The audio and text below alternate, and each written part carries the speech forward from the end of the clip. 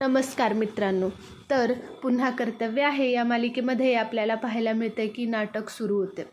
सगळं नाटकाप्रमाणे कन्सेप्ट लिहिलेले असते तसं नाटक चालू होतं. तेवढ्यात शार्दूलची एंट्री होते. नाटक मध्ये आल्यानंतर जशी त्याची एंट्री होते वसुंधराचं लक्ष शार्दूलकडे जातं. शार्दूल आपली दाढी काढून तिला खरं रूप दाखवतो. ते बघून वसू खूप घाबरते. पण तेव्हाच तिला तिच्या आईने सांगितलेलं सगळं वाक्य आठवतात की तुला आता देवीचं रूप घेऊन त्यातला सामना करावाच लागेल. म्हणून ती आपलं मन घट्ट करून शार्दूलला सामोरे जायचं ठरवते. शार्दूल येतो. नाटकात लिहिल्याप्रमाणे ओळी तर बोलतोच, पण तो तिला त्यात धमकीसुद्धा देतो की तुझं घर, तुझा संसार सगळं मी उद्ध्वस्त करून लावणार. वसुंधरा त्याला बघून पहिल्यांदा घाबरलेली असते, पण ती सुद्धा लढायचं ठरवते आणि त्याला तोडीस तोड उत्तर देते. ती म्हणते की तू माझ्या कुटुंबाकडे वर जरी डोळे करून बघितलंस तरी मी तुझे डोळे छाटून टाकेन. तू आजपर्यंत माझं साधं रूप पाहिलंस, पण आता तू माझ्यातलं रौद्र रूप बघशील, असं म्हणून ती चांगलीच त्याला उत्तर देते. सगळं नाटक संपतं. सगळेजण टाळ्या वाजवत वसुंधराकडे येतात. सगळे तिचं कौतुक करतात. शार्दूलला धक्का बसलेला असतो की वसुंधरा आपल्याशी या भाषेत कसं बोलू शकते.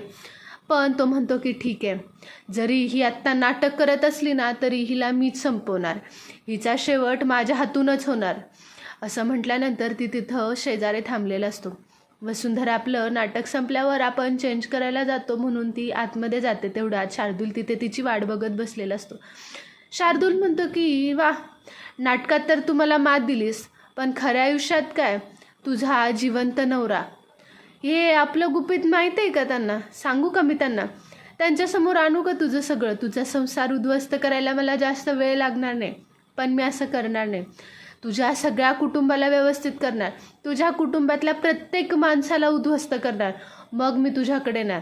तू पूर्ण माझ्या पायापाशी लोटांगण घालत येणार, माझ्या पायापाशी आपल्या कुटुंबासाठी भीक मागणार, तेव्हा आम्ही तुला कायमचं संपवणार. तुझा वध मीच करणार, असं तो वसूला धमकी देत असते.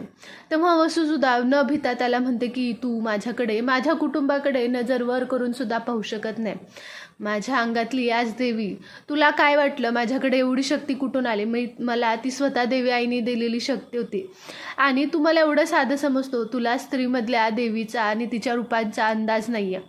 तुला असं वाटतं ना, तुला माझ्या कुटुंबाकडे वाकडी नजर देण्याआधी तुला माझ्यावरून इथून जावं लागेल, तुला माझा सामना करावा लागेल. आणि मिस्टर शार्दूल, तुम्ही कितीही काही केलं ना तरी तुम्ही माझ्या कुटुंबाचं काहीच वाकडं करू शकत नाही, हे चॅलेंज आहे तुमचं.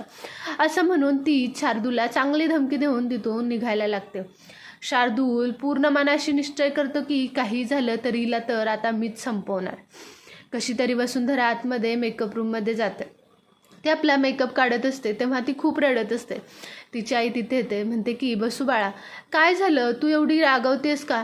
तेव्हा वसुंधरा म्हणते की अगं आई, अगं तो जो महिषासुरातला जो माणूस होता तो दुसरा तिसरा कोणी नसून शार्दूलच होता. त्यानं ते रूप घेऊन मला धमकी देत होता, माझ्या कुटुंबाला उद्ध्वस्त करण्याची धमकी देत होता. त्याला उद्या कळालं की बनी त्याचा मुलगा आहे, हे तर त्याच्यासाठी अजूनच सोपं होऊन जाईल. आई प्लीज काहीतरी कर, काय करू मी, मला कळत नाही आहे. मला आकाशरावांना स्वतःहून सगळं सत्य सांगावं लागेल. जर त्यांच्यासमोरून मागून सत्य आलं तर ते माझ्यासाठी खरंच खूप वाईट ठरेल. मी त्यांचा विश्वास गमावून बसेन. मला काय करावं हे कळत नाही. तिचे आईवडील तिला धीर देत असतात. ती कशी बशी आपल्याला सावरते. घरात गेल्यानंतर ती आपली एकटीच बेडरूममध्ये बसलेली असते, पण तिला सारखे शार्दूलचे शब्द आठवत असतात. शार्दूलने तिला दिलेल्या धमक्या आणि तिला घातलेली भीती ही तिच्या मनातच थांबलेली असते. आकाश आपल्या रूममध्ये येतो. आकाश वसुंधराचं कौतुक करतो. तेव्हा वसुंधरा म्हणते की अहो, एवढं काही केलेलं नाही आहे. आकाश म्हणतो की अहो, तुम्ही किती छान नाटक केलं आणि तुम्ही एवढी छान ॲक्टिंग करता, मला माहीत नव्हतं. वसुंधरा म्हणते की अहो, देवी आईनंच मला ते सगळं करायला लावलं, नाहीतर मीही एवढं काही खास नाही केलं. आकाश तिचं मन भरून कौतुक करतो. तेव्हा आकाशला लकीचा फोन येतो. तो फोन बघून तो म्हणतो की वसू, लकीचा फोन आलाय, असं म्हणून तो खुशाल फोन उचलतो. वसुंधराला असं वाटतं की आता शार्दूल याला सगळं काही सांगून टाकतोय की काय. ती मागे खूप घाबरलेली असते. तेव्हा शार्दूल आकाशला म्हणतो की आपण भेटायला येतोय, मी तिथे भेटायला येतोय. आकाश म्हणतो की हो हो कधी ये, आपलंच घर समज.